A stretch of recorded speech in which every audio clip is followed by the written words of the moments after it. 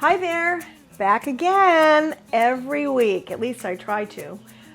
Jana Eats, gluten and casein free, and today we're going to make a gluten-free, dairy-free pizza, but the crust is going to be made out of ground beef. You can use any meat you want, but I've seen a few of these on the internet, so I thought I'm going to give it a whirl. So I'm starting with, I always have marinara in the fridge, so I'm starting with this jar. I like puttanesca, I like a little zip on my pip, so it's a little spicier, but you can use pizza sauce. You can use, if you use tomatoes as your sauce, make sure that you drain it because you don't want it too liquidy. And then another trick that I do is not always, but a lot of times I add a couple of extra roasted red peppers just to stretch the sauce and up the nutritive value. Of course, these aren't coming out easily. That's showbiz, right? Come here. Come to mommy. Okay, here we go. That's a whopper. So I'm just gonna incorporate it and then just set it aside till I'm ready to use it.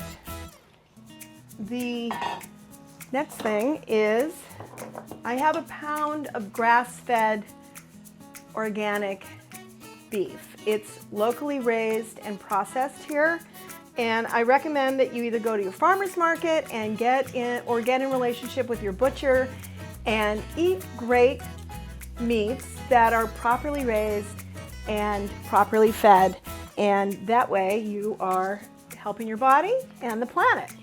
So I discovered this Trader Joe's multi-purpose umami seasoning blend.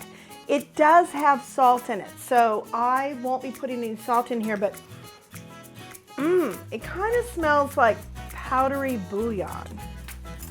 So I'm going to add 2 teaspoons of that to my meat. I'm going to add a little oregano, as my British friends call it, a teaspoon of oregano. Can't have any kind of pizza without some garlic, and I'm going to put a teaspoon of garlic. I love garlic, it keeps you sexy. And I'm going to do a half a teaspoon of black pepper. Whoops. Okay, I'll put a little back. I normally would dump that in there, but I don't know what's up with me. I'm just getting so conservative as I age. Not. And then an egg. It's kind of like a meatball recipe when I really examine it. And then you need something to bind it. And I either use oats or gluten-free panko. And I think in this case, I'm just gonna use the panko because it's a little smaller flake. And you're going to need what is that? 1/4 cup. Let's do a 1/3 cup. Of course, my 1/3 cup measurer lost its handle. So we're just going to incorporate this well into the meat.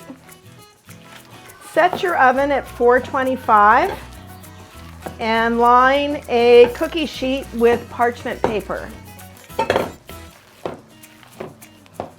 And we're going to put it on there. If you've got a pizza pan, use it, because then you can get the shape right. I don't have a pizza pan, so I'm just going to shape this into a round, and I'm going to make it pretty thin. Now it's time for the sauce. So a little, there's that liquidy part. We're going to see what happens here. Spread the sauce.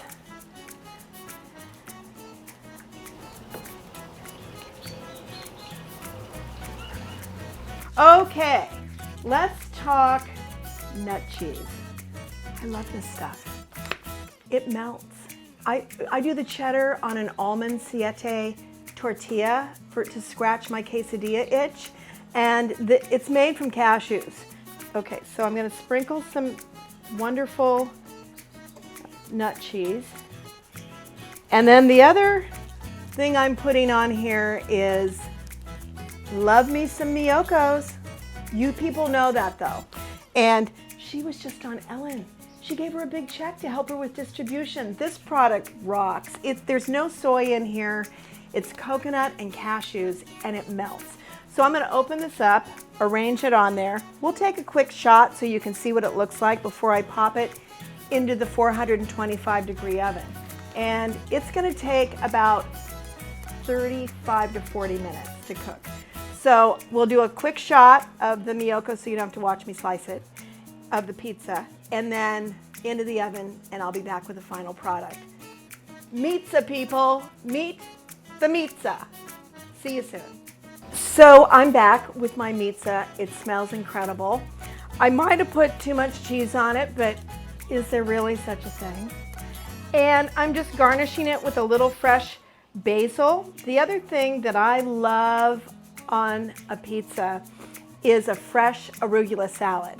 So I will show you that in another video. It's so easy and it's just good plain, but I love to pile it on pizza. So anyway, yeah, I'm gonna dish this up. I'm gonna make Kyle eat it. I'm gonna eat it. It smells so good.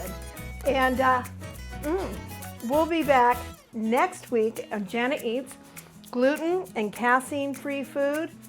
But listen, it's food for all people. Everybody loves this stuff and doesn't miss the gluten or the dairy. See you next week.